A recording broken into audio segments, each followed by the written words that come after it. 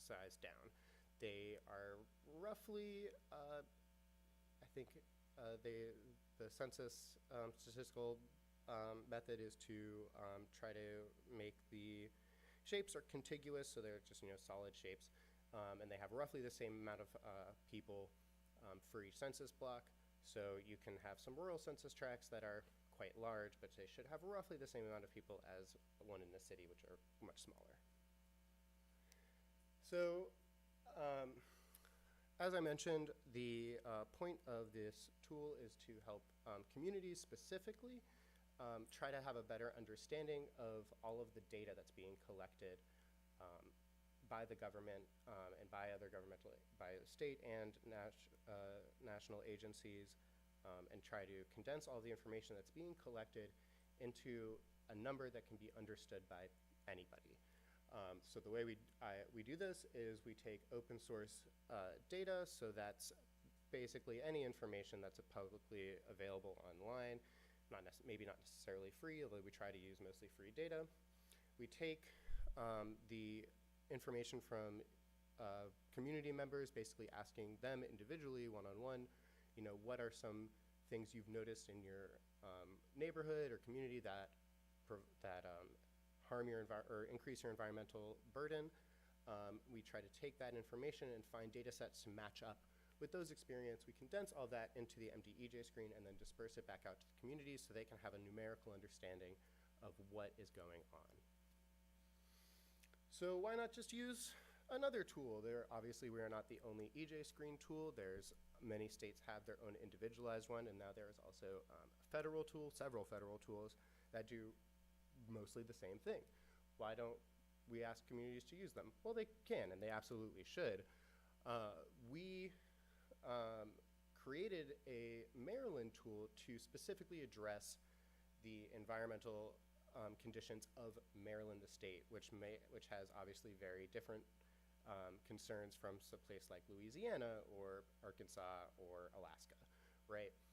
So we tailored our data set to things that would be most relevant to Maryland. We also used a lot of locally collected Maryland data. So this is things collected by the Maryland state government or data collected by community scientists on a statewide scale.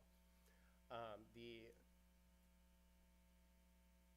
purpose of the tool isn't necessarily to determine the conditions of Maryland as part of the United States, but to consider Maryland individually. Yes, sir. Well, I apologize if you indicated earlier, but I did want to hold questions for the end. But I'm just curious, I follow the general because I just saw this morning a similar session for Maryland, for Virginia and Delaware. Do I understand that the CEEJH kind of share influence? You've done a statewide, you created statewide screen tools, and that's why maybe not having done one for California?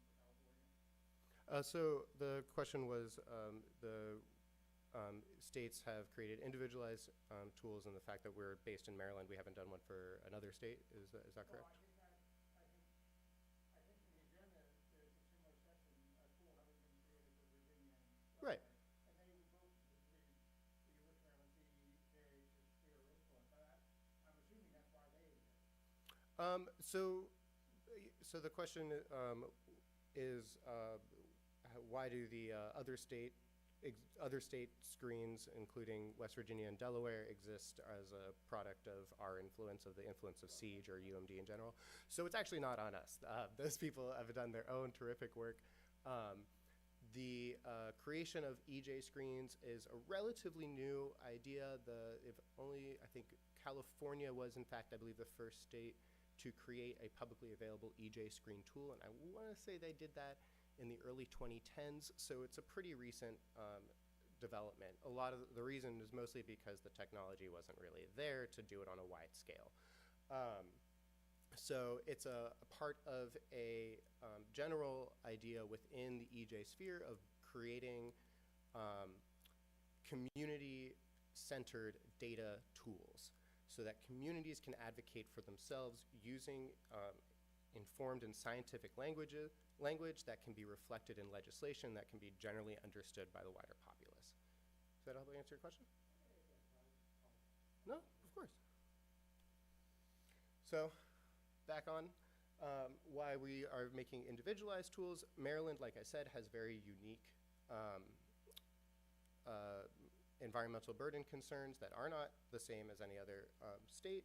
And so we created this tool just for Maryland. What we need to use this as a sense of perspective for the rest of the country, right? So if we looked at it in a national scale, Maryland might be on the better end or the worse end. That doesn't really help give context to people in their individualized communities because it's on such a large scale. So we shrink the scale and create a more specific understanding of Maryland itself. So this is what the tool looks like currently. So it's a pretty simple tool to use. You have your EJ domains on the side with the cumulative score always on the first bracket, and then you have your choropleth or color-coded map. The map shows values in percentiles, which I'll go into a little bit more detail later. And by later, I mean now. When you select on any one track within the map, you see a pop-up that shows all of the numbers. What do these numbers mean? These numbers are percentiles. Percentiles are a way to condense a wide range of data into percentages of the total collection of data. Basically, easily translated, that just means the higher the number, the more census tracts are better than the one you've selected. And even more simplistically, the higher the number, the worse the data shows the environmental burden is for any one specific domain. So for this one, we can see that health is in kind of the median range. So that means 68% of all of the rest of the census tracts in Maryland have a lower health environmental justice quotient than this one specifically in Prince George's County. Whereas, for instance, for environmental exposure, it's 100%. So there are no census tracts that have a worse environmental exposure quotient than this one in Prince George's County. So how did we develop this score? So the score was a product of, it's a product of the Cal EJ screen. So we used the methodology with some changes from the Cal EJ screen, which equivalently weights all of the environmental justice concerns. So as I mentioned, those are environmental exposure, environmental effects, health, demographics, and then we added one specifically to reflect the climate change. We take all of the data and we hoover it up into a single index by calculating the EJ score as a product of the population quotient. Basically, we take whatever variable we're looking at, we multiply it by the proportion of the whole state's population is in the census tract that we're looking at, and then we average the two data sets together and turn them into a percentile. So the raw value is generally meaningless. So we don't usually publish the raw values of our EJ score because the ranges vary very widely, because there are some counties that have very little environmental justice burden and are doing just fine. They have a lot of forest, they don't have a lot of polluting plants, have high healthcare rates, things of that nature, while there are others that are doing extremely poorly. And if we showed the raw values, they would be from here to here. So we turn it into percentiles to make it a little bit easier to understand.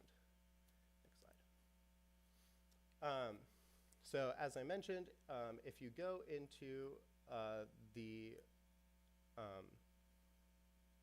any individual census tract, this is for the total environmental justice score. So what we do in order to create the condensed score is we take the individualized percentiles and then average them in groups of 2 and then average those groups together. So doing this off the top of my head, but I believe demographic and health are averaged out into a single value and then averaged again with the combination of environmental exposure, environmental effects, and climate change.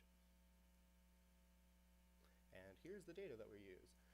Like I mentioned, all of the data we pull is open source, which means you can find the raw values yourself and recreate our tools. You know, a lot of that data comes from the CDC, the Center for Disease Control, the US Census, NASA, and the EPA, and we also use data from state agencies, so the Maryland Department of the Environment, and oh my God, there's another one. The name escapes me. But we use a couple other, oh my God, Public Works? I can't remember. In order to create these tools and get these numbers. Next slide, please. So so real quick, I'm just going to kind of run through what data sets we collect and just give you a bit of understanding of how we converted the data into the values we use for the tool. So for environmental exposure, you see we have AQI, NO2 density, traffic density, surface and groundwater nitrate violation, diesel proximity, which basically just means how much diesel is being used within a certain area, manure use, and leaky storage tanks. So as you can kind of tell, most of these are environmental pollutants that kind of leach out into the surrounding areas. They are all weighted equivalently within each domain, and then each domain itself is weighted equivalently. AQI has always been a thorn in our side because even though there is a lot of air quality data being collected, it's being collected on such a large scale that it's hard to really condense it down to a very small locality. So we are looking to integrate new data collection methods to kind of branch out how we collect that AQI data specifically. Currently, we're using data collected from NASA's satellites, which kind of obviously hovers overhead and takes pictures of the density of the clouds and can use photogrammetry, I believe it's called, to determine the composition of the air within that photograph, and then they give us those numbers, and we kind of convert it into a AQI quotient. Next slide, please. For the environmental effects, this is for generally for production facilities and chemical plants. So we have proximities to petroleum and rubber plants, brownfields, CAFOs, mines, incinerators, and so forth.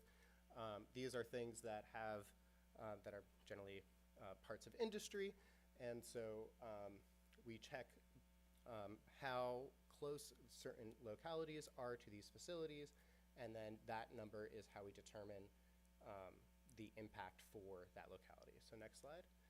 So to go into this a little bit more in depth, we use a proportional impact model, which basically looks at the center of each census tract and creates a kind of circle around it.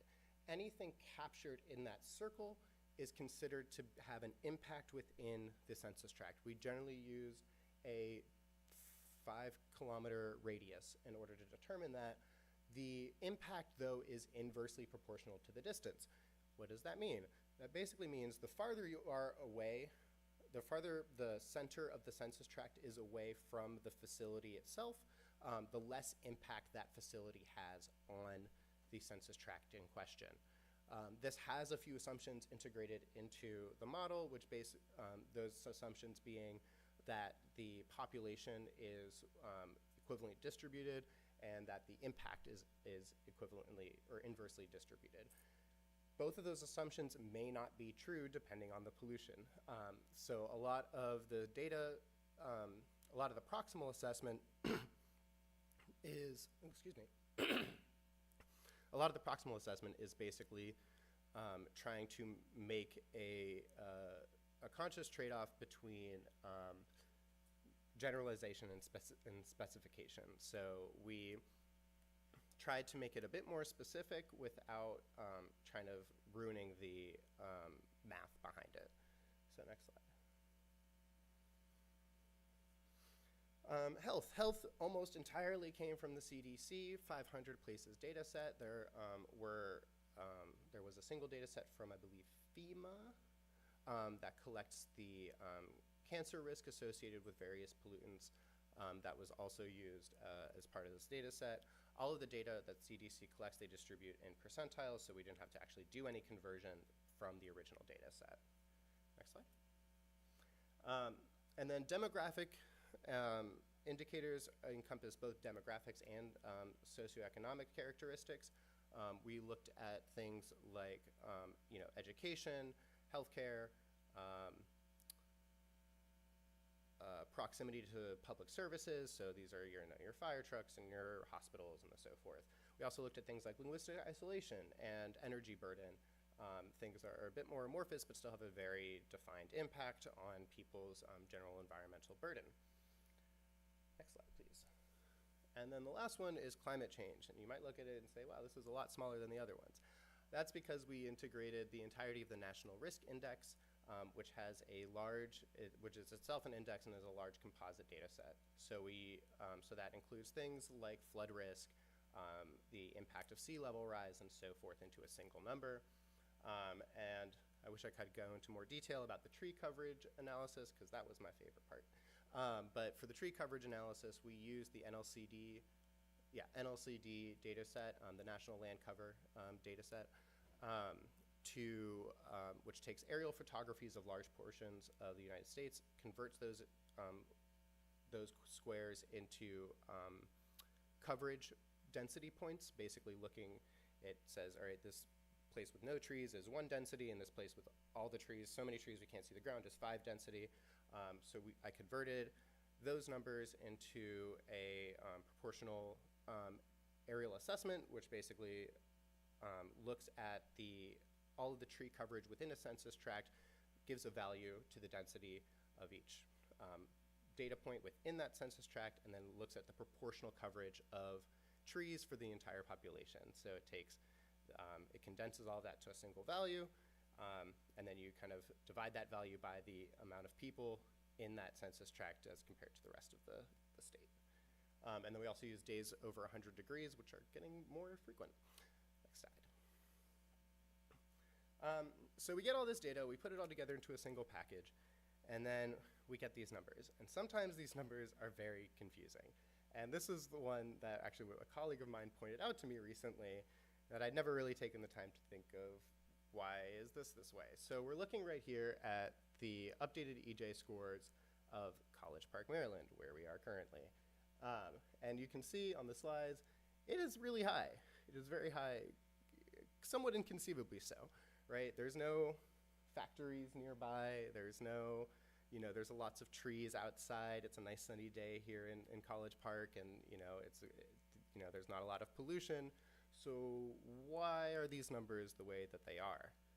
Next slide, please. And then we dive a little bit deeper, right? So we're looking at the health numbers right now. And as you can see, all of these percentiles, so we have, chronic heart disease, COPD, smoking, diabetes, high cholesterol, they're all pretty much on the lower end of the percentiles, right? So we're looking, I think the highest one up there is obesity at 35%. Core M, just for context, is preventative care for males. So how many men are getting preventative care? So that's actually a good one you want to have higher. Okay, these are all really low numbers. Why is it the way that it is? Next slide. The problem we came to realize was in the demographic data set. So College Park, Maryland, probably as part of being a college campus, has a very diverse, large population, and it has generally low income, because most of the people who live here are college students, right? That kind of all tracks. The reason that these numbers for the overall EJ score for this particular census tract is so high is a result of these, which tells us a few things. Next slide. It tells us that the equivalent weighting method that's being used currently at least by MD EJ screen, but probably for most other EJ screens, is not entirely accurate. It creates a lot of errors. It misrepresents how the harm is impacting the community, because it over relies on the general socioeconomic characteristics of a tract to determine impact. Impact doesn't happen just to the people who live there. It can happen to the people who pass through there, who live near there, who may not have even heard of this place, but the air pollution carries over to the next town, right? So these are not considerations that EJ screens really are designed to capture.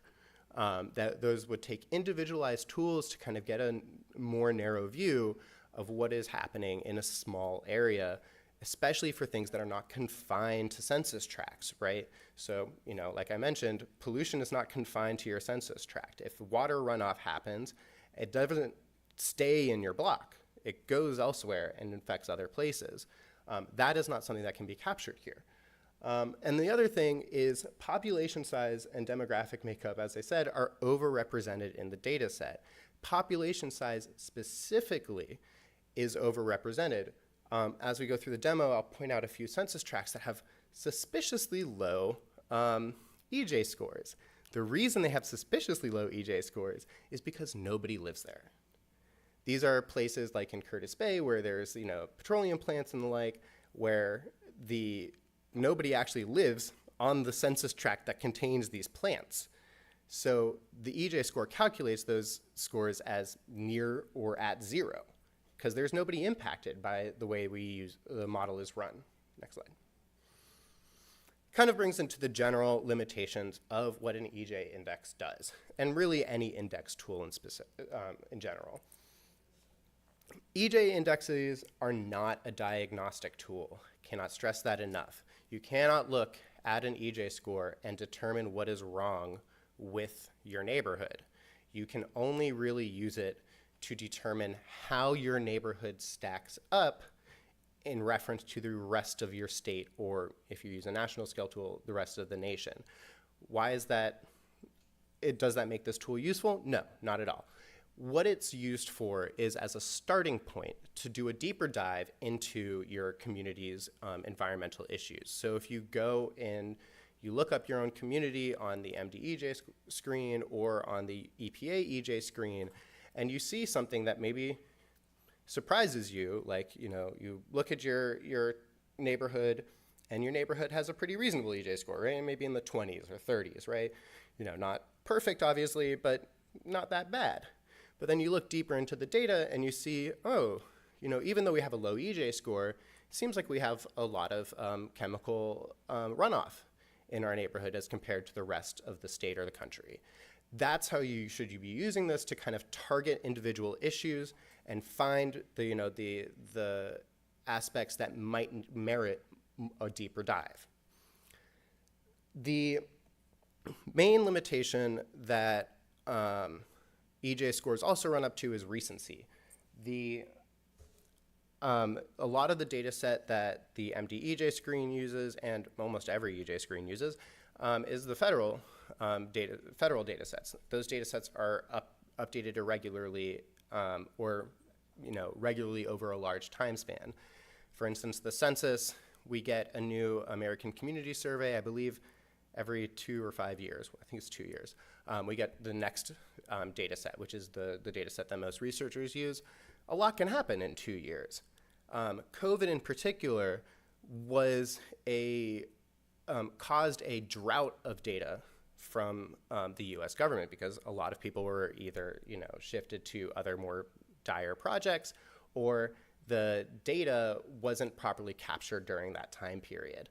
NLCD is a great example of this. The most recent NLCD data set, the National Land Cover data set, I believe is 6 years old at this point, which, on the timeline of trees isn't a lot, but still a lot can happen in those 6 years. So it does create a fair bit of discontinuity between what the data set shows and what might actually be happening. The other thing that is a big issue is the scope, basically the resolution of the data. So as I mentioned, most of these data sets are built off of census tracts, and those census tracts can be pretty large. The issue is that most of the data in the country is collected on a census tract level. Ideally, we would like to go to the census block level, which is the next level down, has a smaller area, smaller population, but also would give us a more specific idea of what's happening in each individualized community. But that data isn't homogeneous, or that data isn't collected homogenously throughout the rest of the federal government or even state government. We also have, in my opinion, a good thing, but a bit of a frustrating thing, is that counties are starting to have their own data collection units, which is great, more public data for people to be using, and they usually collect it on the street level. So they usually will be providing you information on a block by block level, which would be perfect if it was collected consistently through every county and every state in the country, which is a pretty high bar to pass. The other issues were the ones I mentioned earlier about data, which are the fact that a lot of the data is collected or is analyzed using this equivalently weighted system. And we also use a lot of interpolated values. Interpolation is basically looking at one point and determining what that value might be at another point on the map. It is a statistically valid method and statistically sound, but it does produce error. It's kind of inevitable with any data science. And so we have to kind of do a better job of communicating and understanding that error that's produced and how that might impact the conclusions that can be made. Yes, sir. Focusing on this state, how many counties in Maryland, what are they that might have initiated their own scoring process? And why would they have done it? Is it because they wanted to counteract maybe the higher score that the schools, the CEEJH scorecard is? So the question, oh, sorry, continue. And then quickly, if that's not the reason, why are the counties doing it, the ones that are? Sure. So the question was, why are counties creating these data sets, and is it to kind of counter the misinterpretations that might be gathered from the CEEJH MD EJ screen or just any EJ screen? And sorry, what was the second part of your question? Well, the first part was also which counties. Oh, which counties, yeah. But if it's not to respond to maybe the higher scores, Right, why are they? why are they doing it? Okay, and if it's not to respond to the scores, why are they doing this? Well, I think there might be, I might have miscommunicated something a little bit. They're not, most counties, in my understanding, are not making their own EJ score. They're just collecting their own data in general. So this could be health data. This could be, data about just like public streets and things of that nature, where are all the fire hydrants, where are all the trees, things like that. That's a lot of the data that counties are collecting. I don't know specifically which counties might in Maryland have their own data source. Maryland is a little bit unique, actually, that they have a very robust publicly available data unit, for lack of a better term. I believe it's called IMAP Maryland, IMAP Maryland. If you just Google that, you should be able to find it. And that contains all of the public data that Maryland has to offer. It's a great resource, and kudos to the people in Maryland state government who put that together. Why do they do that? It's because data is, there's that overused term nowadays that data is the new oil. It is incredibly valuable to know what's happening. And that's why counties are collecting that data. In fact, I believe I was reading in the Washington Post a couple weeks ago that there's a big problem in indigenous communities because they don't have enough data about what's going on in their health environment specifically. And that can cause a lot of errors for people in the public health field who want to be able to find and target the issues that affect certain communities. That's the entire reason EJ screens exist, right? Is to allow the community to have access to that data. A lot of the data is not provided in a way that is easily digestible by lay people and even by professionals. So this is all a part of an effort in just general public health to make this information easy to understand and easily accessible.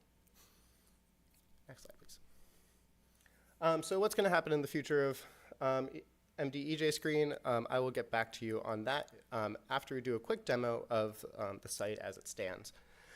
The data set is pending an update which should be released in, I believe, the next 3 weeks, I want to say. September 14th, if I remember correctly. Yeah, so it'd be the first Friday of October, the final update will go up. Oh. If you just press the Windows key, I can take it from there. Alrighty, so this is the EJ screen as it stands. It's a pretty lightweight tool, so you can actually pull it up on your phone and it should work just fine on most mobile devices. As I mentioned here, you have your legend, which shows the percentiles of the impact. Percentiles are generally equivalently distributed. If you go into this button right here, you get the layers and the legends. So there's only one layer in this because it is just the cumulative EJ score. If you click on any one county, you'll get all of the information about that county. So let's just do this random one in Howard County. I'm gonna, oh no. This mouse was not designed to be used on a podium, so I'll have to forgive my inaccuracy here. There we go. So I copied my little census tract, and I should be able to go into the next one over and just search it. Did I turn the layer off? I did turn the layer off.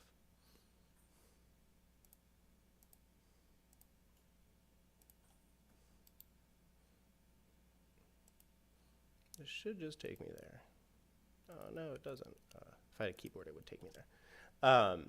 But anyways, you can go through the individual domains, and if you select any one of them, it'll show you all of the information, all the information about that tool. All of these numbers are in percentiles, as I mentioned.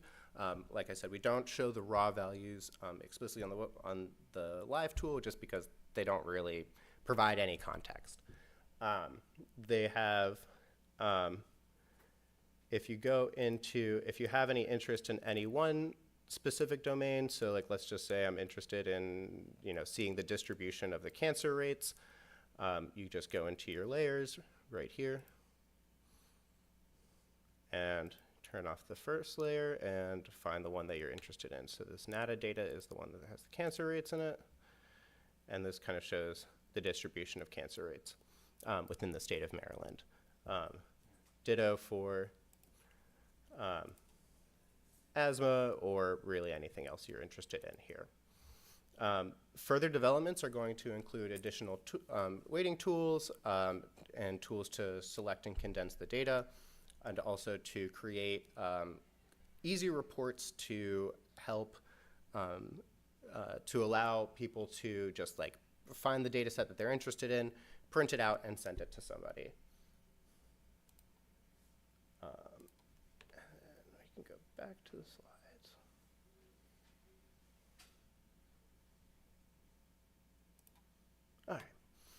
All right. Yes, so as I mentioned, the main things we're going to be working on are a dynamic mapping tool. So this is creating the ability for people to set the threshold cutoffs for whatever value they're looking for, and that would just display immediately. Include the additional blocks of analysis, so taking the data sets we have and proportionally, or determining them proportionally how they would line up if they were reset into census blocks, legislative districts, things of that nature, school districts, so that you can have a better understanding of, how does my state legislator, how does he or she feel about, the fact that her legislative or their legislative district is, one of the worst in the state or one of the best in the state, thing of that nature. And then, as I mentioned, we need to reassess our weighting methods. There are some big errors caused in the way data is being collected or being analyzed in just all EJ screens, and there needs to be more statistical testing about how that data is then processed and distributed back out to communities. Next slide, please. So we're always looking to, this is a running project. Developments happen usually every 6 months to a year.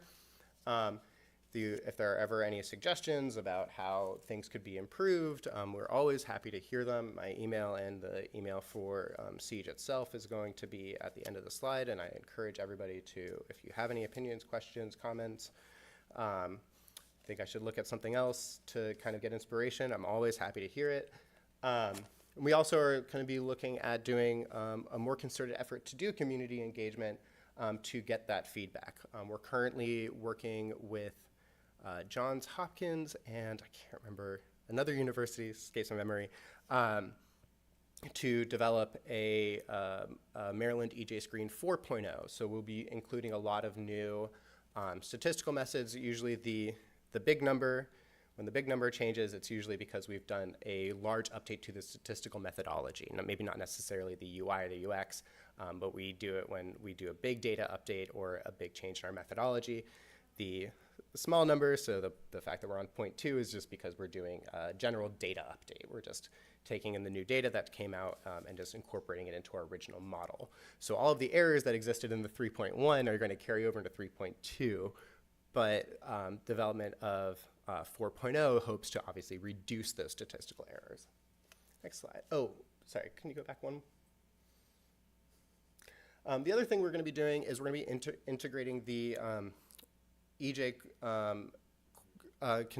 qualifications of, or the EJ burden qualifications that the Maryland State Legislature has set out, which means out of a data set of, I believe, 14 data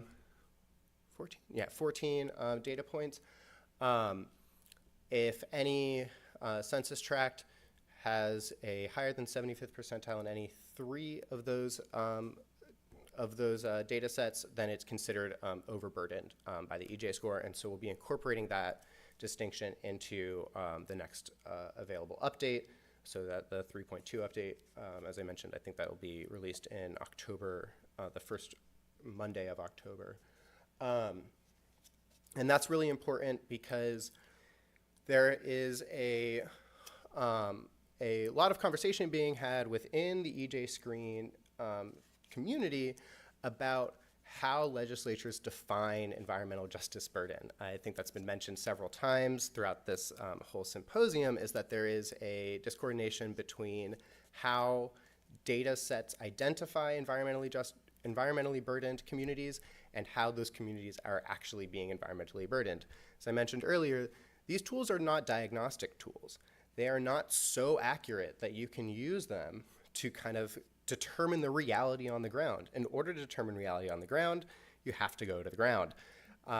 And I am a data scientist by profession, and I think a big portion of data science is understanding the limitations of the data that's being captured. Your information is only as good as the data that's being collected, and obviously you can't collect all the data about everybody in the state or in the country. So we're going to be including this this qualification into the data set to basically show that these numbers may not be necessarily related. Obviously it's not a scientifically proven conclusion, but it is just a visual representation for community members to kind of understand that, no, you're not crazy. Even though the state says you're not environmentally justice burdened, you might actually be environmentally burdened by another metric. Next slide, please.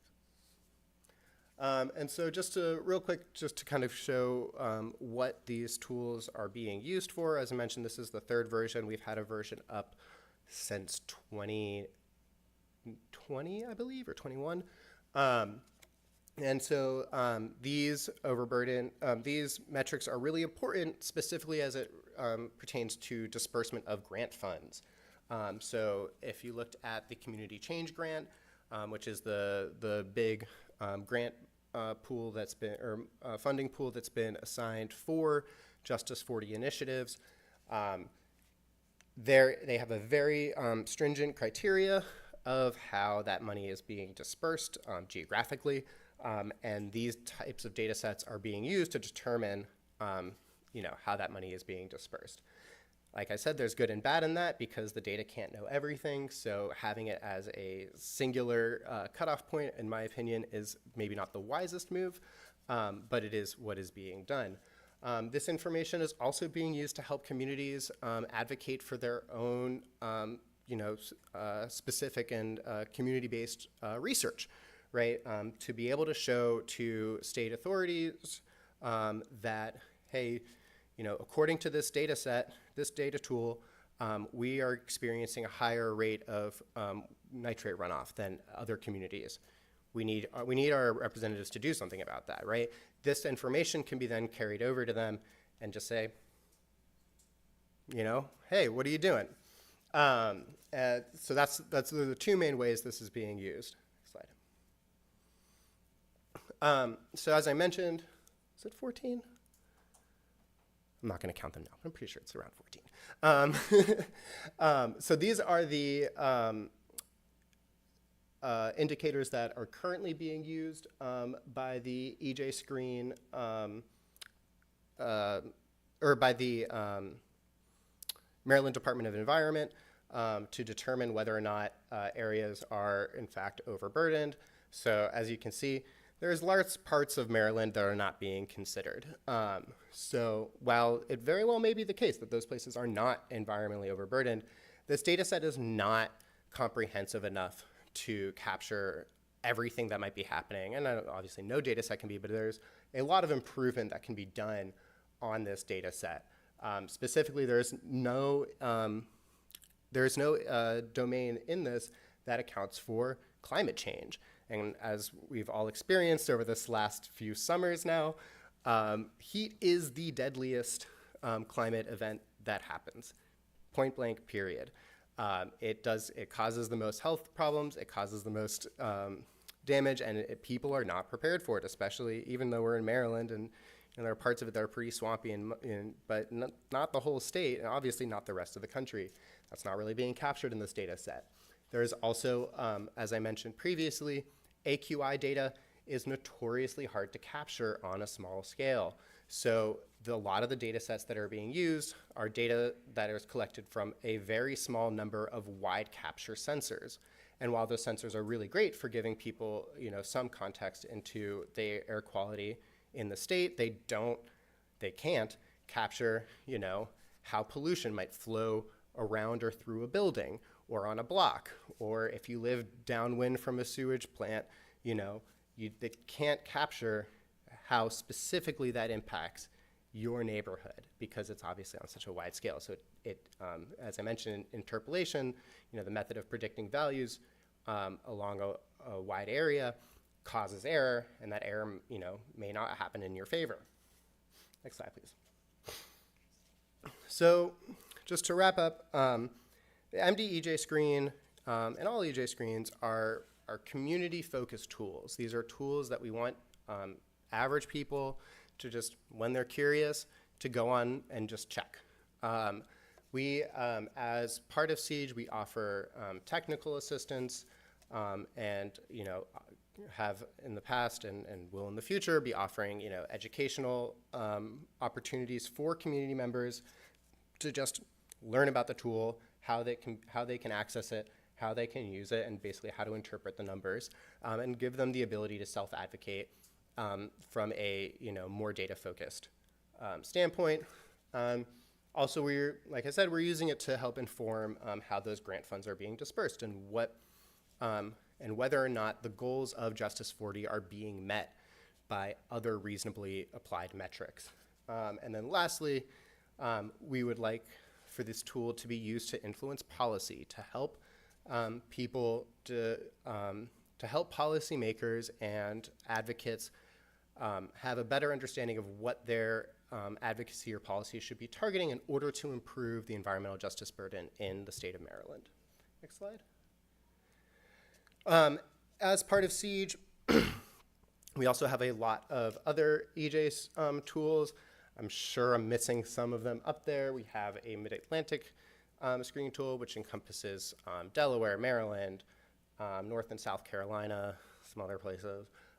We have a CEEJH mapping tool, which is more focused on North and South Carolina specifically.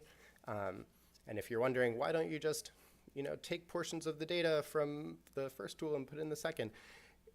Some of it is, but like I mentioned earlier, these tools need to be localized and they need to be able to capture considerations for the individual states. And I believe it's South Carolina, or is it North Carolina? One of the Carolinas has one of the highest North Carolina has the highest hog population per capita of the entire country.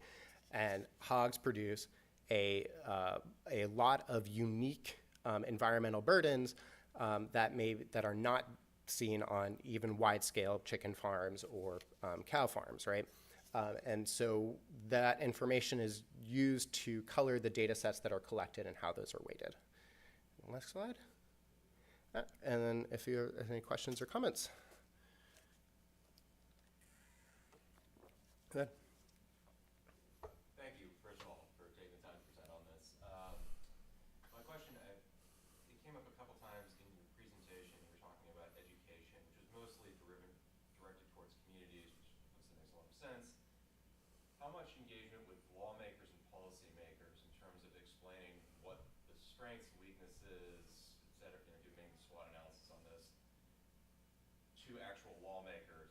Regulators, like within MDE, I feel like have a decent idea of what the issue is, but for the legislators themselves, like when it comes up in legislation, you alluded to this, it comes up, for instance, in permitting. Like, so MDE tried to have the EJ permitting bill the last few years. It hasn't passed in terms of capacity and jurisdiction, but it is baked in that you have to file if you're a developer, if you're in an EJ score of X, Y, or Z. Sure. How much engagement has been done with lawmakers? Because I get the impression some have a really good idea of what that means, and some don't. And so when they're talking about like expanding jurisdiction, there's all of this pushback of like, oh God, like it's like a million things that a developer is going to have to attack to do this. It's impossible. Industry will never be able to develop anything. Yada yada yada. This is a long question, so I'm just going to stop myself now. No, go ahead. Just to make sure I understood you correctly, so you're asking why or what efforts are CEEJH or just researchers in general making to help policymakers understand how these data tools are analyzed and how they should be used when crafting legislation. So this is actually a running question or a running thing I've spoken with folks at MDE about because there is a not high degree of scientific literacy amongst policymakers, which is to say obviously not all policymakers aren't smart or anything. It's a different skill set, but there is a general consensus that policymakers have a fundamentally misunderstanding how the data is collected, specifically how the data is collected, and how the data can be employed. So to answer your question, we don't actually do any advocacy or anything of that nature.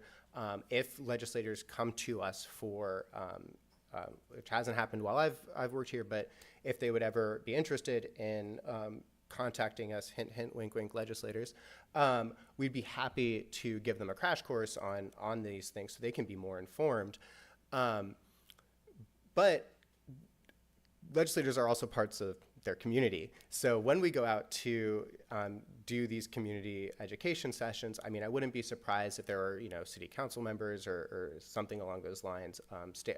I believe I've had a state legislator in one of our community sessions, and they just introduced themselves as so-and-so, and I didn't find out they were a legislator until later. So I know that this is something that a lot of people in policy are interested in getting more informed about. The issue, obviously, then, is the politics of it all. There is a general, like I said, there's a general misconception of how the data is collected, and so one of the funnier conversations I've had with somebody at MDE is, we get this, we get the remit from the statute of what we have to collect, but we don't ever get any reasoning why we should be collecting this data or why we should be compiling it in such a way, which I think is a problem that I mentioned earlier with the Maryland EJ screen, the MDE EJ screen, is that there is no generally recognized consensus, even within the data science and EJ community, over what merits an EJ, like a EJ screen burden. So the long-winded answer to your long-winded question is that this is something that we would like to do more of, to communicate to policy members, and but I think in general there needs to be a wider conversation within the EJ community, create a sort of standardization for these tools and a logic behind that standardization in order to make that engagement more impactful. Yes, sir. So just to put a point on the question, in your conversations with staff on MDE, what have they done any thinking about what kind of methodology would inform a permitting decision? So I haven't had that kind of question or conversation with anybody at MDE. I'm sure if you talk with folks on the EJ team in MDE, they'd be happy to give you an answer on that. Have they ever shared any insights about how they think about the question of how would they utilize these tools or different tools for informing permitting decisions? They haven't. I haven't gotten any insight from them on that. Do they have any insights on that? No, I mean not to my knowledge. I don't work for them though, so I couldn't answer that. So just for the folks on stream, if you didn't hear, the question was, has anybody from MDE given, in my conversation with them, given me any insight into how they're using this to impact permitting? Yeah, the long and short of it is, I don't know. I would assume, but. I mean, the background to the question is that most of these tools, as they evolved in, the EJ space, has been found to be highly appropriate for making targeting or prioritization and resource allocation. That's a different decision context than permitting, right? Which Yeah. is a much more regulatory process. And so the question of whether or not, what is needed to inform, different types of decisions is a question in the background of this, right? Not every method and set of data is going to be useful for every decision, I mean, from my perspective, and I mentioned this earlier in the talk, is that these tools are not diagnostic tools. So using them for in a prescriptive manner, such as permitting, right, where the idea of the permit is to maybe limit the environmental justice burden, a newly developing environmental justice burden from occurring. These tools are not the best tools to use for that purpose specifically. So from my opinion, I would say any sort of permitting methodology would have to assess the individual data sets in order to make that permitting decision. You would have to look at the nitrogen in the nitrogen runoff and the brownfield proximity. You'd have to look at those things individually in order to make any permitting decision, in my opinion. Anytime you're creating a tool that coalesces a large data set, you're going to get data loss. That's just how these things work. You can never combine everything in such a way where you don't lose information. And so that's why I think that probably wouldn't be the best use of these sort of tools, even one developed within the government. So, the statement that these are not diagnostic tools is, I would kind of want to be a little bit more nuanced than that, right? Because originally, like EJ Screen and Calambarro Screen and all these were, when they were developed, there was a huge disclaimer that says these are not to be used for regulatory or risk assessment purposes and things like that. But, and so they were originally intended to say, where are the places where there are EJ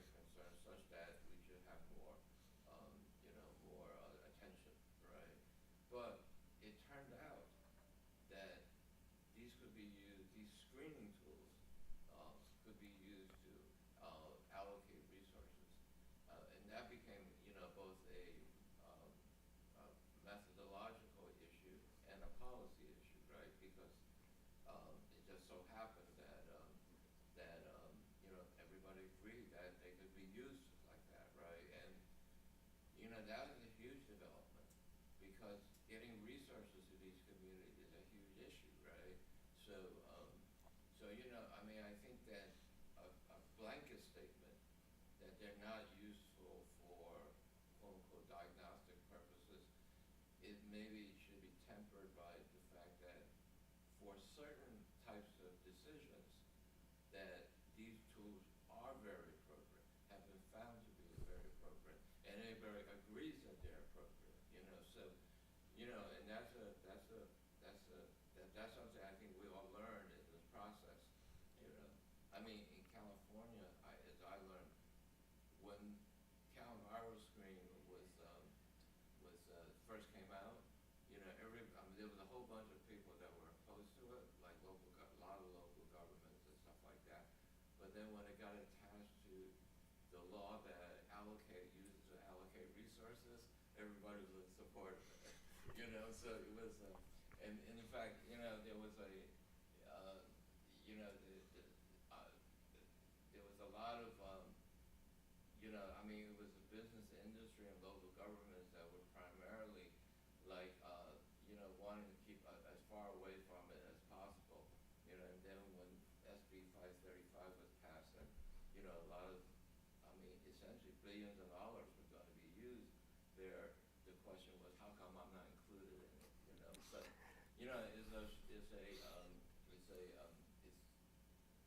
that's the way it unfolded, but I think, I mean, I think what we all need to learn is that, yeah, there are limitations, but they can be used, and people agree they can be used, and that's really important because we got to get to the point of actually making decisions. Yeah, no, I mean, I think that's an excellent point where when I'm sure other data scientists mention that it shouldn't be used as a diagnostic tool, it doesn't mean that it shouldn't be used at all, right? There are appropriate ways to use this.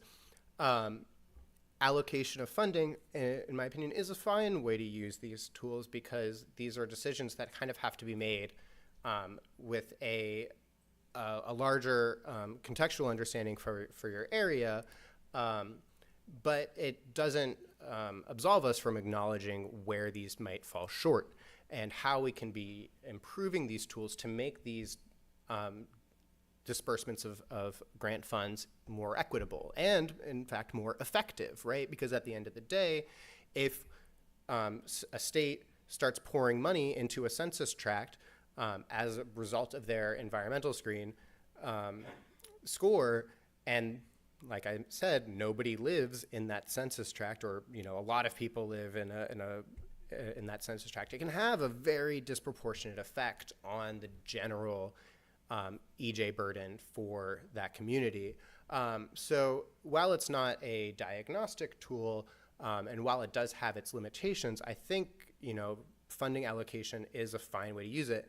Because as I mentioned earlier, policymakers are not the most scientifically literate people, right? They have other things in their head.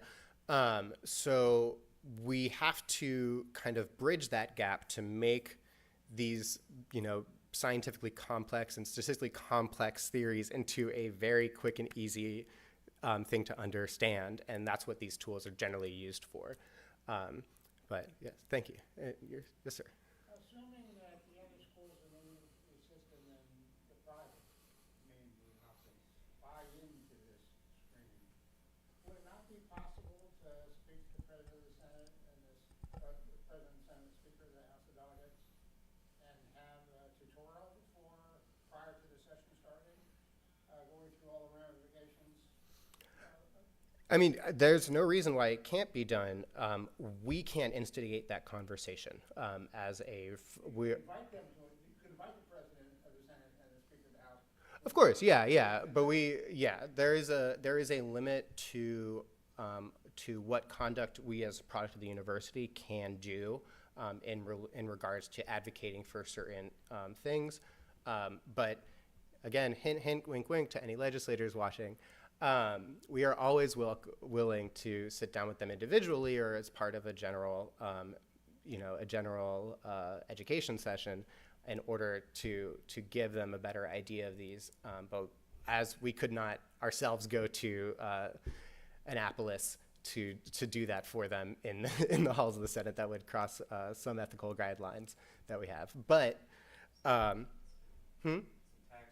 yeah, and some tax ones too, I'm sure. That being said, we have been, when we provide this information to communities, communities can advocate for this tool on their own behalf, right? There's nothing stopping individual community members from going and taking the ideas they learn from these sessions and communicating those effectively to policymakers. And we obviously definitely advocate for folks to help educate people. There's nothing political in that. Yes, sir. You suggested several times that the school has gone out into the communities for presentations.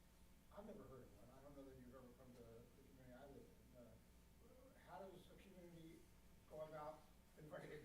Of course. Sir, if you could go to the next slide for me. Best way to do that is to reach out. That's my email at the bottom if you can see it, and I'm happy to write it down on a piece of paper for you if you can't. But we have, we also have a question survey on our website that's checked pretty frequently, that if you ask for any sort of assistance in education or in grant, technical assistance for your grants, things like that, we definitely are available to help out. We are a pretty small lab, all things being equal. So we don't have the capacity to go out and into communities kind of ad hoc or instigate those conversations on our own. But we are more than happy to provide that to your community. So I highly recommend you reach out, and we could definitely get something scheduled for your church. We've done them in churches. We've done them in local community center conferences. We've done them almost. I've done some with community members almost one-on-one. I think maybe it was 2 people who asked for one. For a quick rundown of these tools, and I was able to meet them over Zoom and have these conversations. But yeah, please reach out if you would like to learn more, if you would like us to introduce this to your community. And unfortunately, I believe that is our time. Thank you all very much for coming. And if you have any questions, I'll be around, and I'm happy to talk about these things further.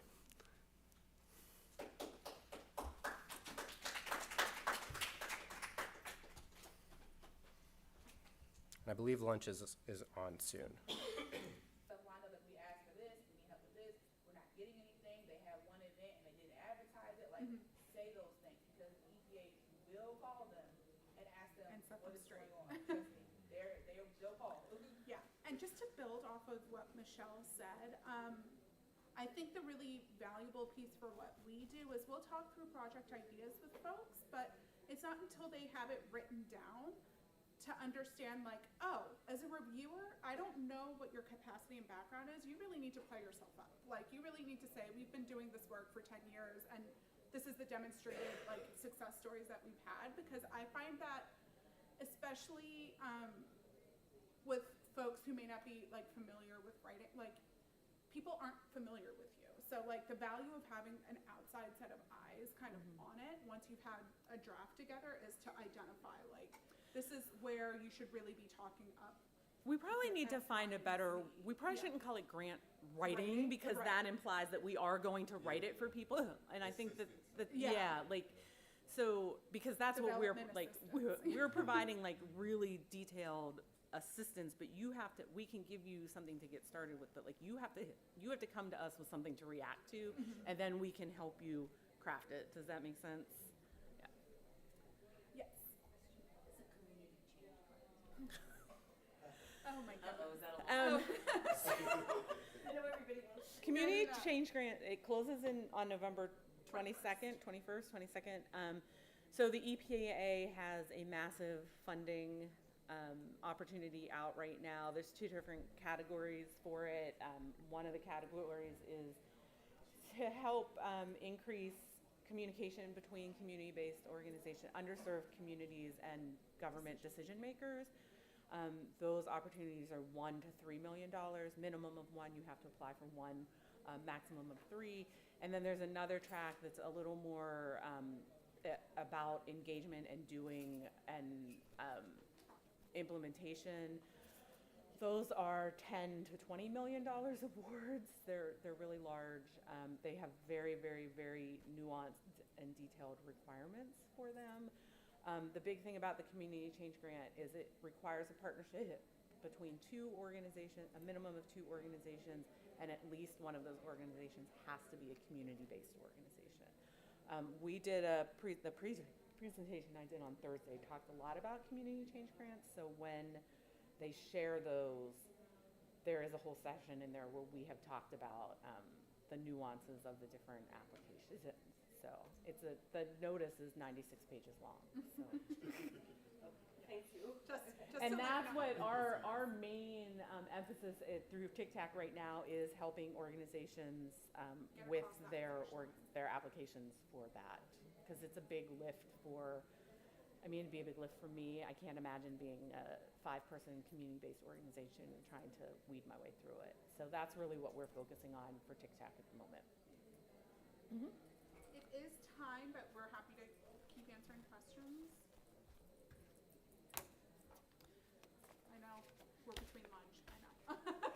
And I do think these are all going to be shared with you. So when they are shared out, you should also be able to watch the little video about grants.gov. We came prepared to either access the internet or play a video, and neither of those options work. Sorry. So just to reiterate, the slides that you all used today, the information that we had on the board, those will be shared with us? I believe so. I think that's what the symposium is. In the past, they've posted them on their website and sent everyone the link. It's too many to email them out, but they give you access to them somehow. Yeah. Yeah. I know they were having technical difficulties. No? Yeah, I don't know about anything about the streaming, but they have all of our presentations. They have electronic copies of them, so I think they're going to upload them somewhere, and then you can access the ones you want. I don't know about recordings, but yeah. Yeah. You're welcome. Yeah. If you want a business card, we're here. We can hang out for a few minutes.